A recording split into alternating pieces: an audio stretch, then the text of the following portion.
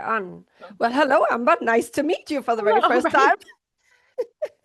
Finally. Yes, yes. So excited to be here. I'm so glad we decided to do this. I think this is Yeah, me good. too. I felt like so just for anybody listening, like we've just been following each other on Instagram and just every post you made was I felt like this is also me. I always still do this. Like this is like we're so alike and your sense of humor. And I thought, you know what? Like we need to connect. Like we need to. But I actually don't know anything about it. And because you said let's do this as a Mhm. conversation, I didn't stalk you to try and find out everything Yeah, like I normally do. It's a fun right. interview. Yeah.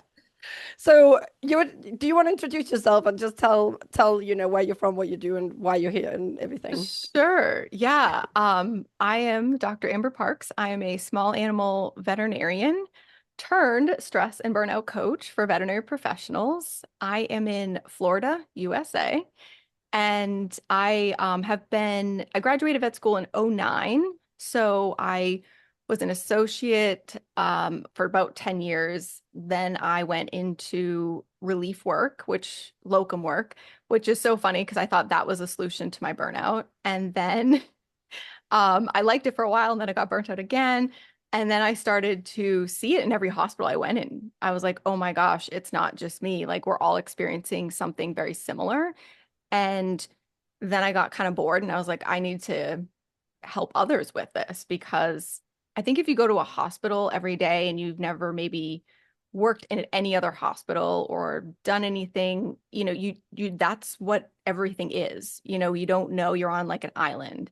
So I really wanted to show others that hey, it doesn't have to like be awful and toxic and suck all the time.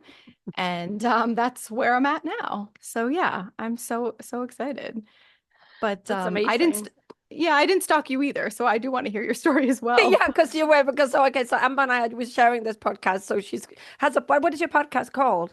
Stop the burnout. Stop the burnout. Okay. So Yeah. we're going to share it. So for your listeners, so I am Dr. Cornelia Peterson. I am a Danish vet, but I have actually never worked as a vet in Denmark because as soon as I graduated in Denmark, I moved to Spain to be with my boyfriend. We married. It's a long story, but in Spain, I started up my own practice because that was the thing you did. And that was in 2008, 2009. I graduated in 2004, small animal Okay. veterinarian as well. And that was when there was a big crash. So the finances were just not great. So it was me and a business partner. We had like no idea about business. So not only did we were dealing with the burnout of being a vet, but it was also the business side of it, which was just like, let's just Wow. borrow a lot of money and then they will be fine because we're Right, really good right. vets. You don't need anything else to have a business, right? That was not That's quite. fine. And actually, my business partner, he just wanted to work with bees in the end, beehives. That's what he does now. So his heart was not in it. But so I ended up then I got divorced also because of all this burnout. I think it was not great for the marriage and found a British partner. And he introduced me. He said, why don't you just go and locum in England? I hear they pay a lot over there, which I then did. Yeah. I started locuming in the UK and it was horrible in the beginning because everything was so different from how it was in Spain. They have so many Sure. abbreviations, can you do a PTS? And I'm like, what the fuck is a PTS? It's like, oh, it's put to sleep. Okay. It was like so stressful. And I was still running my clinic at home. I employed Oh, a wow. young vet to run that. And I was working week on, week off. And it was just, in the end, I crashed and burned big Oh, time. yeah. And I actually left. And I was like, I'm obviously not cut to be a vet. Vet med is horrible. I'm never going back. But I actually didn't know what I wanted to do instead. So I somehow ended up taking some courses, reading some books like what to do. I read Tim Ferriss' 4 Hour Work Week. I'm like, working 4 hours a week? That sounds good after the hell I've been through. Sign me up. Sign me up. And somehow I fell over Tony Robbins and coaching. And I Mhm. got coached in his program by people around my marriage, around how I was dealing with my teenage daughters. And it just changed my perspective on everything. It's just changed everything. Like this need to control others, the need to Yeah. everybody being happy, me controlling that everybody are happy around me. That just got broken by the coaches. And then I think after a year, I actually started missing being a vet again. And I found that now that I don't have that, like I need everybody to be happy. I don't need to control what people Right. think about me. I can now set boundaries. All those tools I learned, I then applied them to vet med, and then I decided then to become a coach as well, and then coach other vets because I'm like, everybody needs to know this. I felt a bit like a Jehovah's Right. Witness in the beginning, like, see the light. And most people are like, what? So it's a bit of a, I find like a bit of a hill walk to try and like make other people see it because it's true. I find when you're in it, you are completely convinced that this is crap, it's hard and it sucks and we suck and I'm a bad vet and I don't know. And this is just like, you can't tell me anything that's going to make me feel better, right? So I feel Yeah. like that's what we're doing as well. And see what you do on Instagram is just giving examples. And I felt like this and then this happened and then I did this. So people can see, you can actually be happy Right. here. Like you just need to like change a few things. Yeah, yeah, it's so funny that you say that because when I was really burnt out, and you're so right, I'm like in the thick of it, and you couldn't tell me otherwise. And I was in therapy for many years at that point, and it was cathartic in a way that I could like express myself, but I felt like I was chasing my tail. Like we just kind of kept talking about the same things, and anyone that knows me knows I've told the story, but my therapist said, hey, you have to set boundaries. I'm like, yep. She's like, I was working ER. She's like, you can, for lunch, just go leave for an hour. I'm like, wait, what? Huh? I was like, yes, I will set boundaries, but that is one I cannot set. Like, if you go to the ER and the doctor's not in the building because they went to lunch, like that. And so it was just so obvious to me that there's a disconnect. And I know she meant well. I got a lot out of therapy, but it was like, yeah, but how do we put this into practice? Because still for many years, I was just like that. I was miserable. I was like, I don't care what people tell me. This is awful. This client is rude. Screw them. That type of attitude. And you get really resentful. And I think that's the part we don't talk about a lot in Yeah. burnout was Yeah. like, I mean, fuck this, fuck that. Like that was just Yeah. every day. So Yeah. I'm curious if you kind of felt that too. I felt that, and I've actually I just made it like a quiz for vets to try and like assess their burnout, and I divided into like what archetype are you, and then I had to correct like what are you right now, and it's like the worried vet, that I haven't done anything well enough, I'm not good enough, and what if something happens? And then there's the bored vet, which I think is almost like the end of the burnout. We just don't care anymore. And then the Sure. defensive vet, which is a resentful one, is like, are you gonna like, don't tell me what to do? I know, like you're just defensive and resentful. And I went through all the phases, Yeah. right? Yeah. And Same. now I'm the Yeah. fourth one, which is the fulfilled vet. Now I enjoy it, but I do think there's phases. And I was resentful towards like if anybody would complain about the price, especially me being a business owner. Even now, I get defensive if somebody complains because I'm like, have you got an idea how much this Right. costs to run? Yeah. And I just had a huge debate. So in Denmark, I'm in like Facebook groups with vets there, Mhm. and I live there part time. And the equivalent of is the Animal Protection Society, I guess, that normally work with the vets as well. And they just promoted another article out there about how vet costs have gone up. And I just went on such a rant. I emailed the director and I wrote on Facebook, and I'm like, literally, we just bought an ultrasound scanner in my hospital. It was 432,000 kronas or 50,000 pounds, which is what, I don't know, Wow. $60,000. Like it's Yeah. super good. And I have always been really bad at scanning. And now I can actually see things. I diagnosed Yeah. an interception the other day and I was so happy. Wow. And like this saved this cat, but who's gonna pay for that? Like that is not gonna come free, lady. Like it's Right. Right. so definitely, yeah, like you say, resentful and defensive, like feeling defensive if the clients come at you with something. Yeah, and that's a huge one, right? In our profession is the Yeah. money thing. And I used to feel that way too. I mean, I still do, but now I'm like, if a client is going to say something, I'm so like, it's a different stance of I pick, like in your case, like you're picking the right platform, and the right people to say this to. But if a client's sitting in the room complaining, I'm like, am I going to tell them what I think and why things are expensive? That's one thing, but am I going to do it and hope that they agree with me? That's like a whole different vibe. And when I started to realize that, then I'm like, whatever, we're expensive. So isn't the place down the street, the one that's 5 towns over?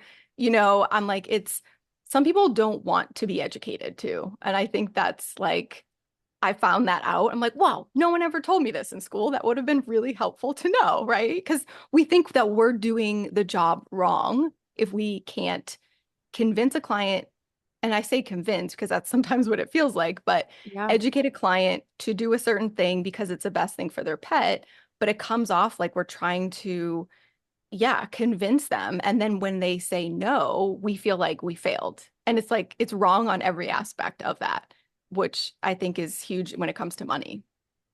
That is huge. And I feel there's such a big responsibility in it. I remember I was coaching a client as well from Norway where they just had, I think they have a Facebook page there with 25,000 members of people that just go in and agree on how expensive and how money greedy Mm. vets are. So they're really traumatized by it. And she would tend to do an estimate under what she actually wanted to do. Like, it's going Wow. to cost you, say, I don't know, 5,000, for example. And she would try and take things off so it wouldn't be so much to make them say yes because you really wanted to help the pet. But there's all like that psychological battle inside Yeah. your head, Yeah. like Yeah. trying to anticipate how much money are they going to have so I don't go over that, so they don't want to do anything. And now I have to kill this cat with a broken pelvis. I don't want to kill, it's Yeah. such a big work. And what I do now is, I said, well, the ideal, we could do CT, whatever, it's so much. But you know what? If you just want to amputate or if you want to, and we can also see how that. So give them the options and then it's gone. Yes. It's not my Yes. responsibility anymore. Where Yes. before, if they were like, no, kill it, I'll be like, oh my God, I didn't do my job right. Or like exactly what Right. you say. Yeah. Yeah. And I think too, like we get a lot from school of like, well, this is the gold standard. And so if you didn't convince, quote unquote, the client to do that, then yeah, you're not good at your job.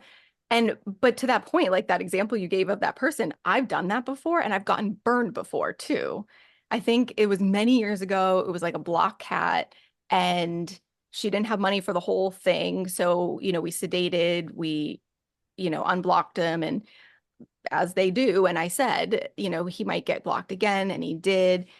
And so it was, but she was irate. But then I'm looking at it, now from a different angle of like, well, there's a lot of psychology that goes on that the more you do this job, you start to predict what someone is going to potentially respond with and why that is. Like I think yeah, she's upset, right? She doesn't have her cat. It's the whole situation. But really what it was there's probably some shame in there of like she couldn't afford this for her pet. And so, but I didn't know enough of that. So in the moment, I'm like, well, screw you because I'm trying to help you. Yeah. I helped you out and now we're in pretty much the same situation, which I already warned you is possible, and now I'm the bad guy. And so if we don't learn that process, and I'm with you, I'm like, here's your information. And when I do that, I don't have to own their decision. That is like Yeah. the huge piece. Yeah. Oh, I love that. By the way you say that, I don't have to own that decision. Yeah. To me, so I've always said like, yeah, I'm not responsible for what they say, but it's like owning it. Yeah, because that's what it feels like. And if you have like, I don't know, people have like crazy amount of consoles nowadays. Like I only do Yeah. yeah as well. So, but doing a day, say you have maybe like 20, 40 consoles and 25% of them don't go with what you wanted to do. And now you think the animal's going to suffer. And if you take that responsibility on yourself, like now all these animals are suffering like 10 a Right. day, every day for a week. Right. This is on me, it's crazy. Well, yeah, because we forget the good ones, right? That's just how Yeah. our brain is wired. So the bad ones, like I'm sure we all have stories, like we can remember those bad cases and maybe bad clients like from years ago, but the good things that just happened, they go right in one ear and out the other, and we don't remember that. So then there's that negativity bias and then we're just living our life through that lens, so it does really feel like it's a shit show every And day. everybody hates me and no Yeah, clients are ever happy. Yeah, it's so true, isn't it? right. And like I'm bad at my job, and then you just get into that like inner self-talk that is just not super helpful, and whatever you tell your mind it'll believe. And yeah, it's really easy to get there, really easy, I think, for a lot of people. I feel as well, I was really angry that once I learned all this, like, why don't we learn this in school? Why do vet school not prepare us for anything? I swear to God, the only thing I had one lecture and it was some lady from Yukanuba that came out and gave us pizza. And the only thing I remember, she said, like, x-ray the dog, not the client's wallet. Like, don't try to guess what they Yeah. earn, and then, like, and that's all I remember. That's all I ever learned, mentally and emotionally, to go out there and That was worth face. it though. Yeah. Yeah. I'm like, that was really helpful. Okay. Well, You like we know, need more of that. yeah, we need a lot of that. Yeah. Yeah, because I think that it's so complex, the type of profession we're in. And I was just talking with a client, a coaching client with this actually yesterday, and I said, the problem with vet med is that we are so client service focused, but we're healthcare and it's practice. So we know that's not going to be 100%. And we're human, so it's not going to be 100%, but we're working in like the business model and the approach and the mindset that we're like a restaurant or a hotel. And like we should be able to provide this perfect care 100% of the time and never have anything mess up. And it's like so unrealistic. And I get the business side, like that's okay. Like, we can have businesses and we should make money. But when, I'm hearing stories of either veterinarians or technicians, and they're dealing with really disrespectful clients, like really disrespectful, borderline abusive. And everyone's just like, oh no, that's just how they are. And then you have to go see them again. Yeah. And I'm like, well, Jesus, no wonder why we feel like crap, in this profession. And we're trying so hard to meet that standard that we're always moving, the goalpost for it too. Yeah. I feel like maybe it's in the States there's a bit more of that. I don't feel like, maybe because I'm in Mm. the UK and they're also like polite, but I do have Yeah. shitty clients as well. But I don't feel it's as much because I do follow like some vets and techs on social media, and they talk about clients. But do you I had definitely am at a point now, but there's also, because now I feel so confident in myself, and I feel if you sit there and you have that little doubt, there's that little nagging thought, like I'm not really good enough. And if another vet were here, they would handle it better. They would know more. They would, when you come in with a half-assed plan because you don't really know what's going on with it, it's got like hyperkalemia and a hypo something, and the whole Yeah. thing is just Yeah. not right. And you're like, I mean, you could try and do some bloods, but you don't really, you're kind of fishing in the dark, right? And Right. because you don't have that confidence, the client is like, now they're like exactly like in a restaurant. Well, this lobster is not cooked or whatever, Right. and then you feel bad because maybe I'm not good enough, and you don't stand up for yourself, and you let them just like abuse you. And I feel like now, even if I don't have a proper plan, like, but it's not I learned that the pets have not read the textbook, right? And, Right. and so Right. so often it is just mysterious cases. And what really helped me, was for a year and a half, I worked in a referral center. Mm. And the case that changed me was a big fat Labrador we got in emergency, and it was just really painful. And all I could I find out what was painful? I was like, abdomen, spine, I don't know. So, did some normal tests and gave it pain relief. And then I was like, we'll refer you tomorrow to neurology or whoever else can deal with this, no? Yeah. And the Yeah. dog was in for 5 days, and they spent £12,000. And then I just Wow. stood up one day and walked out, and they never found out why it was painful. So then I'm like, okay, expectations can be lowered a bit. It's okay Yeah. if I don't solve all this in like 20 minutes, you know? Right. Right. Well, yeah, it's bridging that gap too of like we have all the tests and diagnostics that we think we should have, but yeah, they don't always read the book. And I know I've had cases that I still don't have answers, like that case, and you're Yeah. like, I don't know, but here we are. Like, what does the owner want? The owner, they just want their pet to feel better, and sometimes I think the way that that gets perceived to us as veterinary professionals is like, oh my gosh, like you don't know your job, you should do this, and it's like not to like let them off the hook, but there is a lot of that, the thought that, hey, I'm scared, I'm maybe shameful that I didn't bring my pet in sooner, and now maybe I don't have the finances, but you're in front of me and you don't really have the best plan and I'm not buying it, then I'm gonna jump down your throat. And and Yeah. that's exactly a lot of what I've seen. Not Yeah. all the time, but yeah. Yeah, definitely when they have guilt and they have shame and they have Yeah. frustration, they want it to be better. But I think that's where the communication is key, right? Because I have not, like, I might have one a year that does that now. And I Yep. think because more than them wanting the pet to be better, which is what they want, but also they want someone on their side. So I feel like even Yeah. if we can sit in a little boat together and row together, even if it's Yes. like not very great Yes. because they have no money and the animals brought in way too late, but we're kind of like I'm with you, right? Well, let's see what we can do. Like I really include them and I make them feel heard and I make them feel seen and I understood, even if sometimes a bit like, um, why did you do that? Right. But okay, yeah, I'm here for it, right? Because this is what we got now, accepting that and making them feel accepted. I feel like then, even if the pet doesn't get better, but if they can ask me like, well, I can say, do you want me to give it some pain relief? I can do this, we can do that. Like then they don't expect like perfection because they understand that Right. we're working together, but it's a process. It's not clear cut. And medicine never is. Like my brother, my mom, my two girls have all had shit hospitalized where the doctors were like, well, we don't know, and we're like, Yeah. yeah. So Yeah. And it's so hard too, because like in that case, I think that when people do feel heard and seen and you're more human, but you're exactly right. If there's like that little, like tiny, tiny creak of a door of like, oh, I'm opening this door of like, I don't really feel comfortable, then you're in front of them and that's what you're going to feel. But I do think I've always told like my technicians when I worked ER, they're like, oh man, this lady's a little crazy. I'm like, I can handle crazy. I can handle no money. I was like, being out like rude even to my support staff before you get to me, like then we're going to have a problem. But that doesn't bother me so much. But that's a lot of like, we almost have like the trauma too from when I was a younger vet of like, I thought I was supposed to be perfect and know everything. And I know I didn't give that type of persona. And it was like, yes, this is not going to go well. And then I, got someone jumped down my throat essentially. So, and I think a lot of people kind of experience something somewhere. It doesn't even have to be a lot. And then we have those memories and then we're going into practice and we're already like feeling like we have to be on edge or be defensive. And so it just kind of adds to it, and spiraling for sure. it's like a self-fulfilling prophecy, isn't it? Like, Yeah. I think you're gonna be a nasty bugger, so I'm just gonna be defensive and not be vulnerable and not show I'm human. I know it sounds like very cliche, show you're human, but it's true, isn't it? Like saying, Yeah.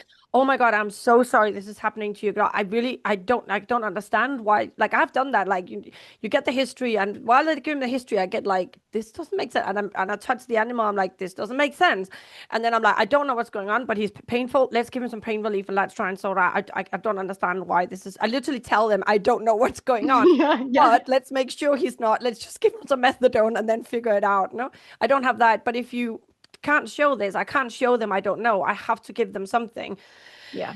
that creates tension. No, I was. Yeah. I definitely feel like that it's the inner tension. No, it's frustration, it's fear, Mhm. it's their past, whatever is coming up for them, and then that tension, they want to release it somewhere. And if they can see that you are also tense, it's just like this fire Yep. building up, isn't it? Yeah. And I think too, a lot of what can contribute to that as well is that we do have a disconnect between what we think we're supposed to be doing, like especially out of school. Like you think that if you came out of school and you said that your first year to a practice, like, I don't really know what's going on. Like, we're like, what? Like you would never say that? So it's having that disconnect and you're like, I can't say that. So being human, yeah, 100%. That takes you really far. That is so true. And I think, don't you think as well that our first year out kind of marks us a bit? Like I coached Yes. a vet the other day, 8 years in, and she's so on her way out now. There's no stopping that. But we just had a chat and she said, "Oh yeah, because the first 6 months I worked in a place, the manager was really new, we were all new vets, and see we were told we could not make any mistakes ever. Like no mistakes. If we made a mistake, we're not allowed to do that procedure again." And I was like, "Oh, okay, girl, no wonder you burned out." And she said to me, and it Yes. was funny because she couldn't even see it now because she's still in burnout. No, but that's because it was good because it really made our level, high. And then you keep that level and you're as perfect as possible. I'm like, yeah, but you only lasted 8 years, girls. So Right, it's like, right. what's that worth anything? You could have had 40 years, right? Yeah. Oh my gosh, it is. I totally agree. When I was an associate, before I went in to do locum work, I actually told my boss, I was like, I'm leaving, I'm burnt out. He's a great guy. We still have a good relationship. And he was like, well, hold on, like, don't leave. I have this other opportunity. And he had these other practices. So he's like, can you come on board and help me mentor the other doctors? Like, obviously more at that point was like clinical consulting. I'm like, yeah, absolutely. And I noticed that exactly. I'm like, every doctor, and it didn't matter if they were 2 years out or they were 20 years out, if they had like a really challenging beginning, out of vet school, that just set the precedence for a lot of their career because I saw ones that had been out for 15 years that weren't very comfortable and ones that were out 2 years. And it wasn't that confidence, like the arrogance. It was Mm. like, okay, they're just like, so I can't imagine if I heard something like that my first year out of school, like you can't make a mistake. Like that already gives me palpitations, like just Yeah, no hearing question. that. Yeah. Yeah.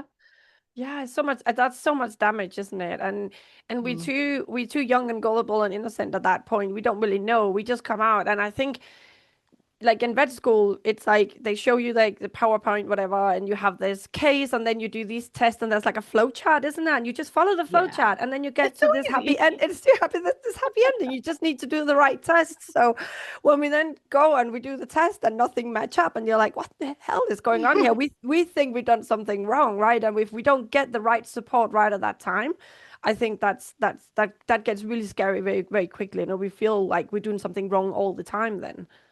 Yeah, I was not prepared out of school for like the occasional vomiting, no weight loss, middle-aged dog, blood work labs normal. I'm like, what? Like, like it's just, and the pet's stable, or the just the nondescript, like you said, never end up getting a diagnosis. We just, and so it's almost too, I think a lot of us, we're so focused on getting to the end result, like undergrad and then vet school, like we're getting there, right? So we know that we're going to get there and we just work really, really hard.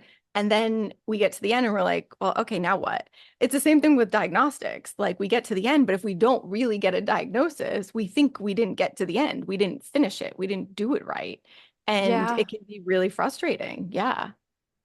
Especially when we feel we should be able to give the owners an answer, no? Like we need to be able to give the owners an answer, and then we don't, you have to call them with the results. And I was coaching a vet the other day, and she had some traumatic start to her life as well, and as a vet, and she was now in a new clinic, and everybody would just offer blood test there, and all the clients always say yes, and she's so traumatized about it because she's like, I offer blood, but if I don't know exactly what I'm going to do with the results, and it comes back, when the ALT is high Oh. or something, and you're like, oh my God, what do I do with this Yeah. now? And you can't say because this is high because of that, and this is low because of that, and this is what we're going to do. You just have, I mean, some of the Yeah. results are not quite right, but I don't really know why. And I don't really know Right. why I took the bloods in the first place. But here we are. It's just, yeah. So she's like really struggling with that, no? Yeah, that's funny. I had a case like this, which is seared into my brain, and it was an older cat. It was like 14 or 15. We did annual bloods, and it was just there for its wellness. It was pretty healthy otherwise. And its ALT was really, really high. Nothing else in the labs were abnormal, and there was no clinical signs at home. And I was like, I said to the owner, like, this could be a million different reasons. Um, we had ultrasound in the clinic. I was like, we should just take a look. Cause I'm thinking in my head, and now I tell my coaching clients this, like, what would you do with your pet? Like we're probably all, we know when to jump, right? We know when to like, we've seen all the shit go sideways and we know when it's bad. And, I was like, I mean, I would do an ultrasound of my cat because I don't know, let's just gain more information. Now I would have said it different, but we did the ultrasound, didn't see anything. I think I took aspirates of the liver. I can't even remember, but long story short, the cat was fine. And the owner was so mad, so mad. He ended up, and he was very misogynistic and condescending, like all the things that just make it 10 times worse. Oh God. Yeah. And he's like, well, at first he was like kind of on my side. He's like, well, maybe the lab messed up. So we called the lab, and I'm like, now I wouldn't have done any of this, but my boss was very like, well, let's just gain more information, which I get that approach, but it went way too far. And we're like asking for the quality control log at the lab, and I'm like, okay. So then when it was like, well, that was okay, he's like, well, then it must be you. Like, why would you recommend this test? Yeah. And he got so mad. He ended up going to, here in the US, we have the Better Business Bureau. So it's like for any business, they give you like a rating if you are signed up with them. So most, you want like an A+ rating. And he lodged a complaint and was like, they're not, doing, he just felt like he got spent money that he didn't need to spend. I'm like, well, sometimes we do tests and they're normal. Imagine that. But anyway, but I'm like thinking to myself, for this case, if I didn't recommend that, his cat would have had something really bad. And then I would have been screwed, right? Like that's just how it is. Yeah. And so, long story short, I had to get on the phone with the Better Business Bureau person. He was like a mediator between me and him. Now I would have just hung up the phone, walked away, and not thought twice about it. But I'm like, there we go again. That's like a customer service. Like the Better Business Bureau is for like restaurants and like a car mechanic. You know what I mean? Like you're better, like there's so many it's so nuanced in veterinary medicine, but that is seared into my brain. And I think about it every time I see an ALT on an older cat. But it's things like that that you're like, well, maybe I shouldn't have done that. I'm like, nope, you can't make that decision with the information you have after the fact. That's where we get ourselves stuck too. Yeah, the hindsight. Oh my God, so often. Yep. So often. But I think like now with the experience, I think when we're younger as well, we really want to say the right thing. But I think with my experience now, like what we probably say, like this is high, it could be something, it couldn't be, and like could be Right. nothing. My hunch is it's probably nothing. If you want to be absolutely sure, we can do more tests. Like, and then they Yep. say, what we do with your cat, I'll be like, I'd probably not do anything, but it could be a tumor. I don't know. Like you're just completely honest. You just put all the cards on the table and you let them choose, right? That's what we Yes. do. Um, but Yeah. And I you think just don't that's know. right. And I think that's what it is too, is that we feel like we have to be the ones to put all the cards on the table, but then pick the right one and recommend that right one. Yeah. And that, you know what I mean? I'm like, no, like I said before, like we don't have to own that.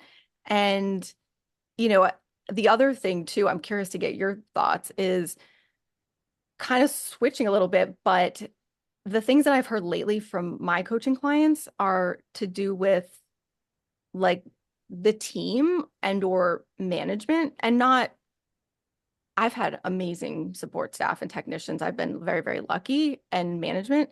But some of the things that I'm hearing, I'm like, oh gosh, now add in, a client that is not being super nice or a stressful case. And now you've got management telling you these crazy things of what they think should go on. And I'm like, oh my gosh, we're just running into the ground. So I'm curious, like, what your take is on what that has looked like for you in vet med, especially being over there on the other side of the pond. I was really lucky. My first job, it was a small private clinic, and the owners were just really, really nice. So I had support in the beginning, which I think has helped me a lot of the way that, and also made me, after all the horribleness, and I left and I came back, it made me also come back because I had that picture of it can be really nice and just exciting and fun as Yes. well. Mhm. But I have run into bad management since, and I think corporate are worse because I see the practice manager. You have so here in the UK you'll have a practice manager who's the person kind of in charge of, I guess, I don't even know what the fuck they do, but I mean, like, okay, you sit behind a desk and do something on your computer, but I don't really see anything happening. Yeah. But they're often brought in like from literally like leading a supermarket. Like that, a lot of Yes. them are coming straight. Are you cat? I love it. Yeah, that's my cat. I literally can't do any Zoom calls without him on my lap. So Oh we'll my just God. there. Yeah, he's That's it. my Now assistant. proper. This is a proper vet podcast now. Yeah, right, right. Yeah. So we have a clinical manager who can be either maybe a nurse or more often than not, is someone brought in from customer service at some completely different Yeah. thing. Yeah. And then you have a clinical director who is basically the vets that's most senior, but often none of them have any leadership training in Yes. anything. And Yep. often the clinical director has got a really good brain, like really good vet brain, but they often don't have very good personal skills. Yep. And it's just a shit show, and you don't feel supported, and it's a lot of like how much money you have to make, and it's not very, and it's a bit like you talked about having a therapist, which if I have found my vet coaching clients say as well, like the therapists just don't get it. You have to like stop Yeah. in the middle, you're pouring your heart out, and they're like, but what's a GDV, and you have to, Right. they're like, you got, You're but like, I never feel mind. exactly, but I feel when management are not have no experience of Yes. being vets as well, like it's very difficult to I think it's very difficult to manage a veterinary client just from a point of view of being from customer service and don't understand all the nuances and but it's not that easy to get a diagnosis, and I can't just you Right. know there's so many little things, isn't there? It's also like when you charge, do you charge a full ultrasound scan? Do you charge the usage Right. of the ultrasound? Do you charge a free fluid check? And it's very nuanced. It's not that easy, is it? Because if the No. owner cannot afford anything, but they can afford £80 for an ultrasound usage, I will do that and I will charge that even if I do a whole abdomen scan because I want to save the pet, and don't. And what I say to the young vets I come across in my practice is like, you have to be able to sleep at night. And I'd rather have you be told off by management than you not being able to sleep because you don't feel you did the right thing. I feel as vets, we do need to, and coming back to your restaurant kind of perspective, Yeah. is we do our care does come first, and I'd rather have my management going, you need to make my money, or you shouldn't have done that. And my hopefully they're not listening to this, but my approach is like, you're so right, I'll do better next time, and smile. Right, right, And then I'll right. just do what I want anyway, like. Yeah. Yeah. Because I always say that to my clients. I'm like, if you, and it seems really simple, but we don't always do it, or we get caught up of like, what is best for the pet?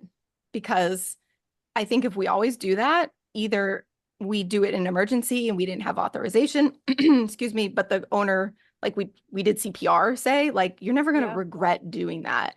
You would regret being like, well, the owner doesn't have money, or I'm not really sure, so I'm going to wait. You know what I mean? Like, it's Yeah. just like, if we do what's best, the owner can be upset, management can be upset. It doesn't matter. Like, would you want that to have happened for your pet?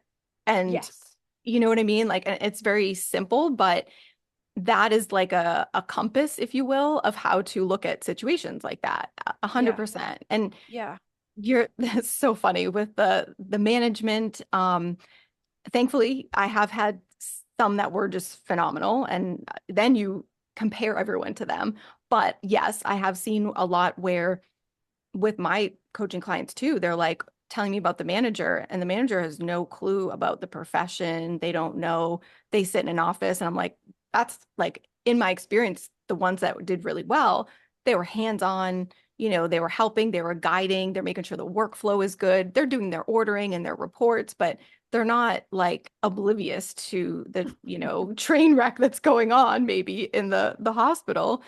And I agree. I think there definitely are some medical directors. I have a coaching client right now who's phenomenal, but I have another client who works with a medical director who isn't that great. And the people skills aren't there, the leadership.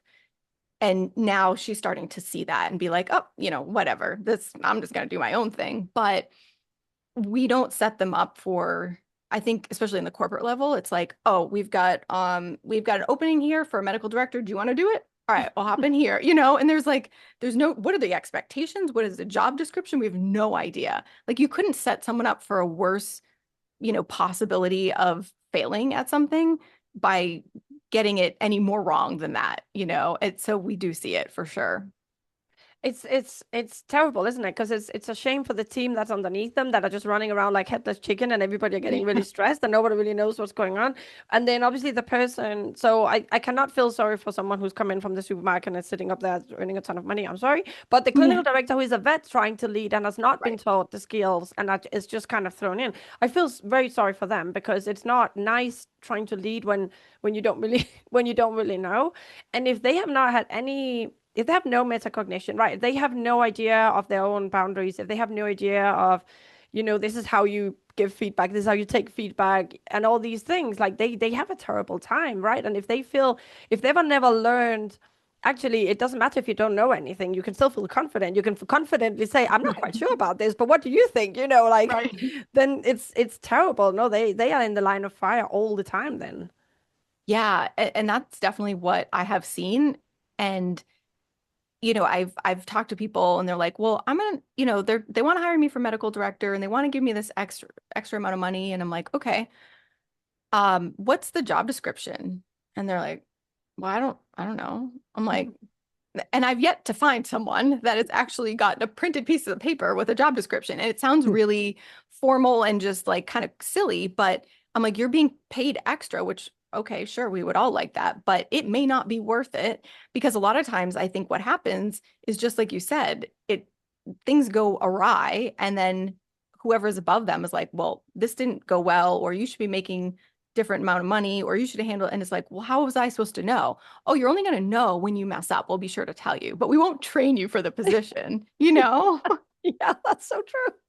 It's awful. And I see it over and over again. And what I don't get on the corporate side is, like, you realize if you just put a little bit of time into these people, then they would more likely stay. Yes, there's a lot of other things that need updating, but you are setting them up for failure, and you're running out of people and the turnover to replace them. Like, is that Yeah. really worth it? Yeah. No, I Yeah. don't get the thought process with that. I don't get how corporate works at all. Like from my experience and the people I've coached as well, it just doesn't make sense what they're doing. It's like the decision making is just right at the top, and it's like what makes money, what doesn't. But you have to think long term. Like the Yes. turnover of your vets, I'm like, no, you need to you need to help your vets. And then next thing you get like some sort of email, oh, it's wellness month. Don't forget to make yourself a cup of tea. And I'm like, that's not I really helpful. know. It's not helpful. You know what? Let's all This run out and pick flowers and see who can make the biggest bouquet. I'm like, no, this is not helpful. That is my biggest pet peeve. Like, oh, let's all go have a bubble bath and go for a walk. We've Yeah, cured burnout. And I'm like, oh, okay, so we're checking a box is what we're doing. And yeah, and I'm with you. Like, this isn't fine. If you want to look at the money aspect, it is gonna be beneficial in the long term. And even now, if you put a little bit of time and structure into these people and set them up for success, like it's just yeah, it's becoming the norm, right? And it is. having a you know, trained and up to speed support staff and management and medical directors is like a one-off. Like, we don't find that. No. That's the minority. It's Yeah, sad. it is sad. Yeah.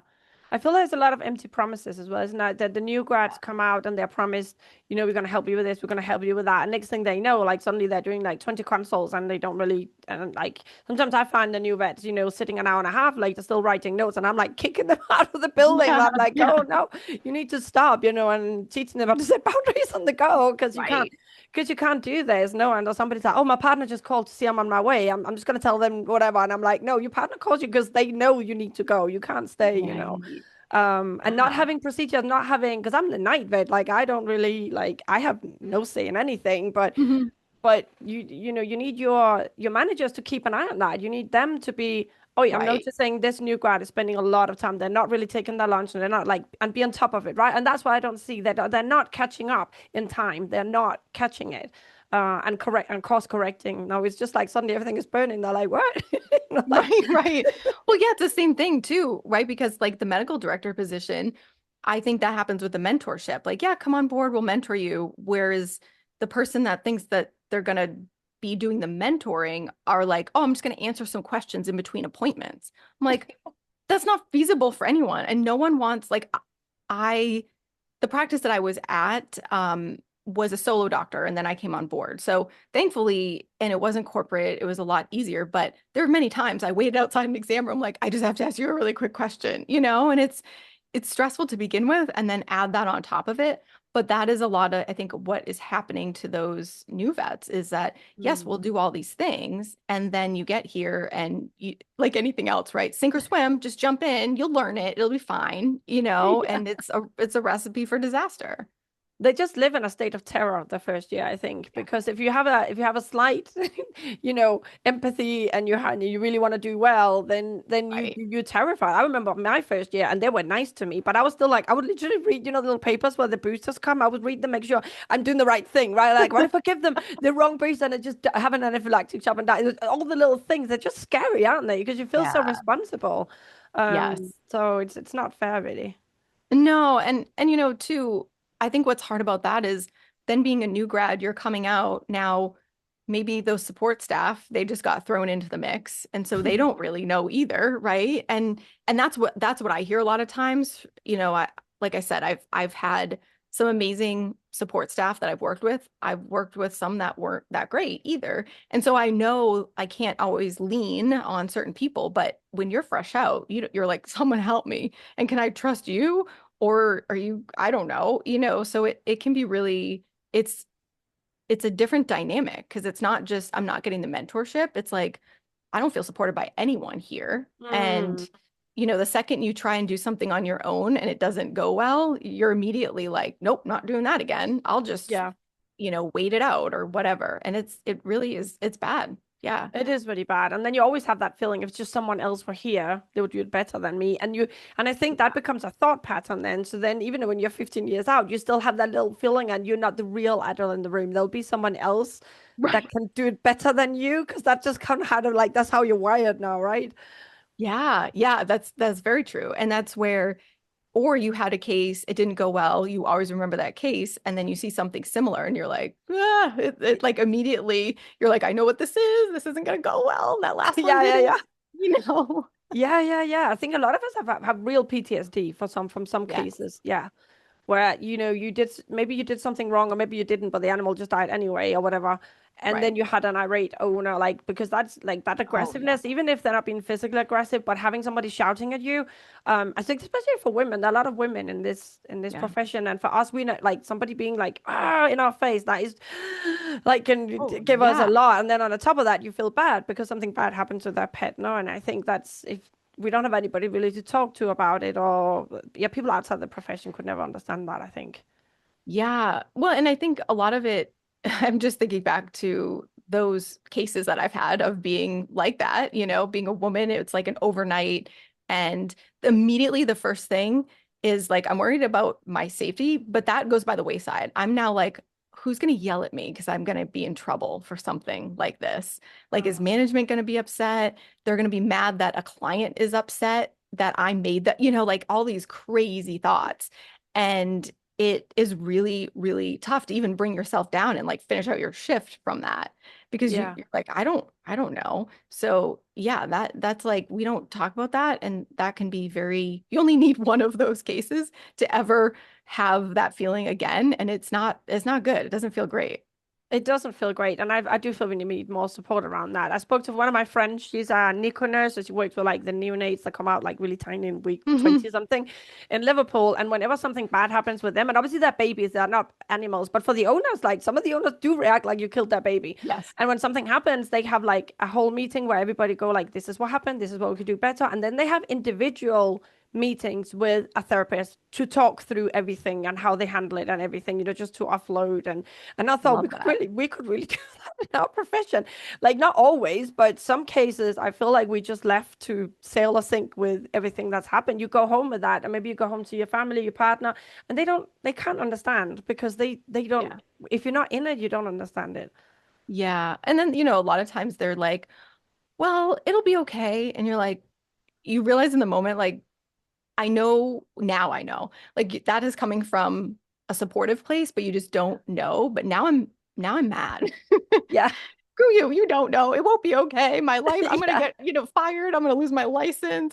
It's all the things. And Yeah. so that just like, okay, well, I can't reach out that way and get some sort of validation. So then we just go inward Yeah. and it just festers. And so, yeah, I mean, you think about a case like that or a situation like that, we can all, at the very least, we should learn something from that, right? Even if a pet didn't make it, then we all will benefit from knowing that for the next time. So if something not great happens, we should at least have some sort of good come out of it. Yeah, yeah. So everybody can learn, and you feel like obviously you feel crap for a couple of days, but it shouldn't be there in like you take Right. it into your body, don't you? It's almost like now it's there with me forever. This shame and guilt, and Yeah. what happened, no, and then not processing that. Yeah. Yeah. Yeah. I think we're really good at not processing We're things not too. processing anything. No. I think, don't you find with your clients the thing, and I'm like, but how did that feel? And then they keep talking about what happened. I'm like, okay, so how did you feel after that? And they just keep talking. I'm like, no, no, no, like here in your body, like how did I feel? Like, so then I thought that, and then they said, I'm like, no, stop, wait. Like we Yeah. don't feel it. Yeah, we go so good at just pushing it away and just keep working. And that's where I think two things happen. One is that we end up like, okay, well, I can still keep going, so I should be okay. And then the other is that, yes, we never deal with it. And that, Mm, I mean, we know that manifests into like actual disease processes and humans, and I'm sure animals. And it's funny because my clients, I had one the other day and she said, we were talking about things and she's like, yeah. And she's always like, I'm trying to show her that it doesn't have to be this way. And she's like, yeah, but, and she's like defending. And I'm like, girl, I'm on your team. I'm not upset at you all, but like give yourself permission for it to not be okay. and I think that was really her biggest piece was like, well, yeah, but it wasn't that bad. And I'm like, but it is because we're bringing it up and we're talking about it. Yeah. So, we're always trying to like just sweep it under the rug and keep on going because that's, I think, how we got as far as we have in our profession too. Yeah, that is true. Yeah. If you were not feeling well for an exam or something, you just turn up anyway. You just had to like even just to get through vet school, you just had to. If you didn't feel well, what you just kept going, kept going, kept going, Right. kept going. And I think that's just like the pattern we keep doing, isn't it? Yeah, and that's why Yeah. I always say I'm like the coping mechanisms, I'll use that in quotes because I don't think they were really great, but the coping mechanisms that got us to where we are not going to be the same ones that sustain us when we No. are in practice because of that. There isn't an infinite, like we can't just keep going. It goes downhill and there's Yeah. an end point. So we have to find what that happy medium is. Yeah. I feel like if we, 'cause I didn't, it's almost an hour now. I can't believe like it's so I know. interesting. I could probably sit here. So for me, it's like night to nighttime. I could sit here all night and just keep talking. Right. I I feel like we know. should I do a know. second one. But um, for me, I think the biggest work to try and get vets to feel better is to make them see that you can work on yourself. But it just sounds like, and how do you put that? How do you put that across? It doesn't sound like you will now have to sit down and have therapy for 2 years and then maybe you'll feel a bit better. Like, what would be like? How would you put across for listeners for both about people that follow us? What what is the what can you do to feel better without having to leave vet med and without feeling like now you have to like rewire your whole belief system and I don't know, sit on an island for a year or something. Yeah. I think one thing that really got me was that what my experience isn't necessarily reality. Yeah. And we see that all the time, right? Like I've worked with veterinarians that were just laid back and they're great and they're phenomenal vets and I'm like, oh, do you just wake up like with a skip in your step and you just like get on your way to work? What? And then I'm there like a ball of stress, like looking up everything, ripping my hair out, sweating, and we're experiencing the same day.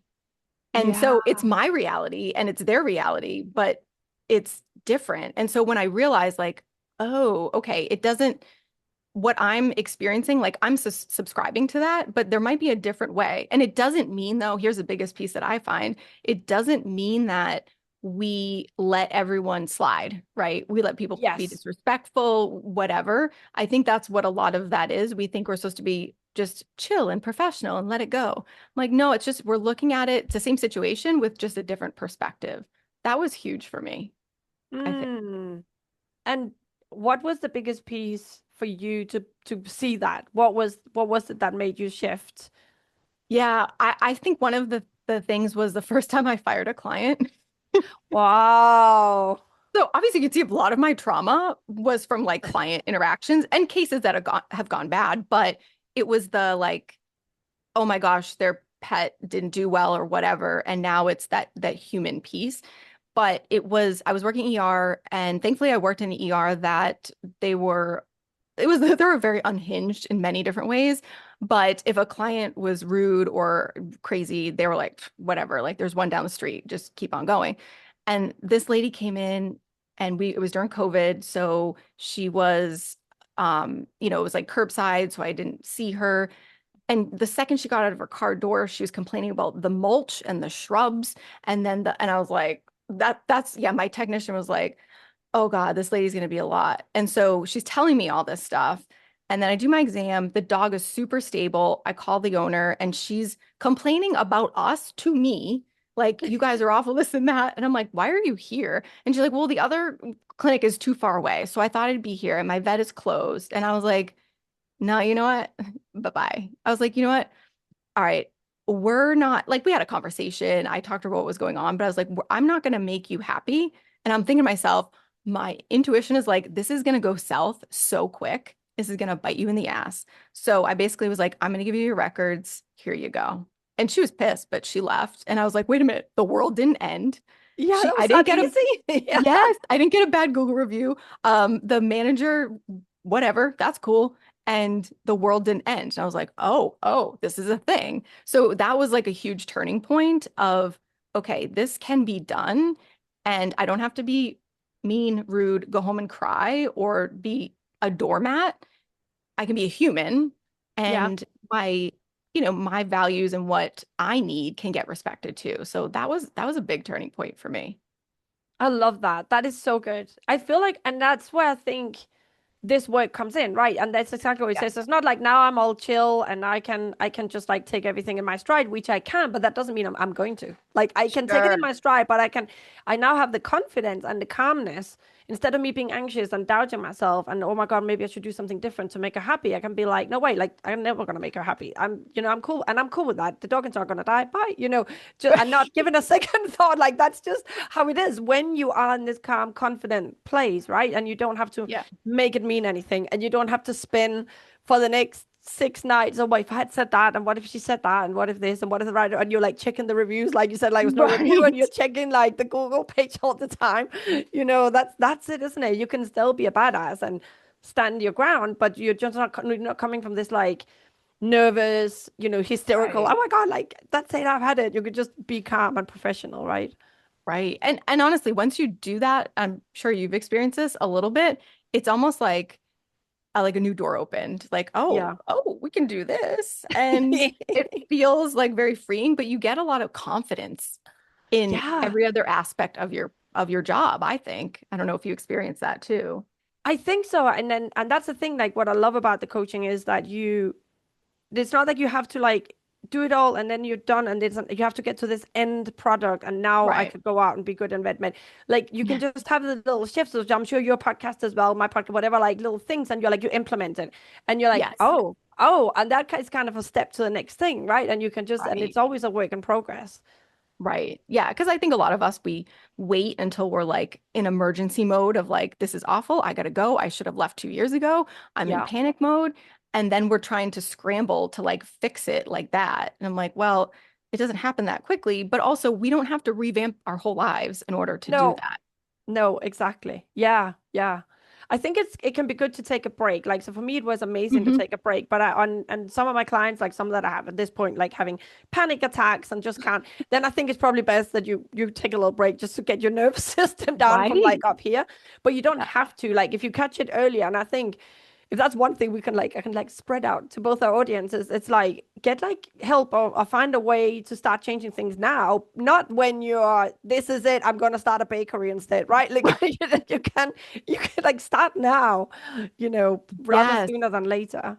Yeah, and you don't have to do it by yourself, and I think that's a Also, lot of like because we just pull ourselves up by our bootstraps and whatever it is, well, we know we can do that because we do it every day, yeah. but you don't have to, figure it all out by yourself. And in the process, you don't have enough capacity and bandwidth to figure it out because you're No, already so burnt out. So for like your listeners, my listeners, it's getting that support of just like you more than deserve it. And you don't have to like burn out till you're this crispy fried thing, like get help when you're like, this isn't working for me. I think that's enough to know that you need that and can benefit from that support. yeah, because I think like we're both too like smart, normal, like we are vets, Yeah. right? We are successful, and I couldn't do it. Right. I didn't do it on my own. I No, could never have same. gotten to this. I could never like for how many books I'd read like without Right. the coaches saying to me like, "But why do you want to control how happy people are?" I'm like, "Because you what? What?" Because I have to, like asking those questions where you suddenly see Yes. like, "Hey, what am I even doing here?" Right?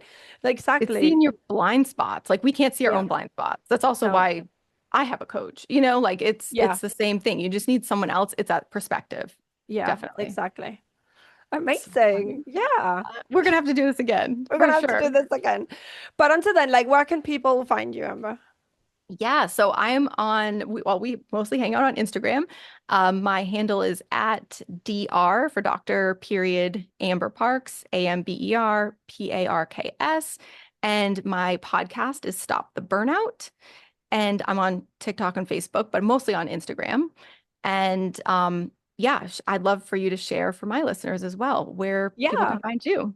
So I am a Gunilla life coach. So Gunila, Gunilla life coach on Instagram. I am like everywhere because I of know. course, yeah, all or nothing. So Right, right. I'm on like LinkedIn, Facebook, Mhm. Instagram, Reddit, you name it. And then I have my podcast, which is the Overwhelmed Vet podcast. Love this. Love it. Yeah. Oh my gosh. So good. So So we're gonna good. have to go and stalk each other now since we didn't get time I before. know. Well, I listened to a couple of your episodes, and that's when I was like, oh, this is gonna be fun. We are very, very similar. This is We are, aren't we? Yeah. yeah, yeah, yeah. Just totally raw, unhinged. Like, well, this isn't like, let's make this a pretty professional little package and package it all up. No, like this is real life. And I think Yeah. that makes that conversation so much easier for other people too. I think so. And we honestly don't have time to sit there and like make nice AI templates and that. There's no time for that. This is what I gotta say. Blam, post. Yeah. 100%. Yeah, Yeah. yeah. It's life. It's real life for sure. Yeah. Oh, well, it was lovely to speak to you, Amber. We'll have to come up with something again and speak. Yes. Yeah. Yeah. 'Cause I feel No, like thank there's 100 points we didn't touch. I know, right? We did a good, well-rounded, but yes, we could go in a Yeah. hundred different directions. But Yeah. yeah, no, thank you so much for the opportunity. I'm so excited to Thank share you. you with my listeners too. Amazing. Okay. Thank Oh, you. good. Thank you. No problem. Right.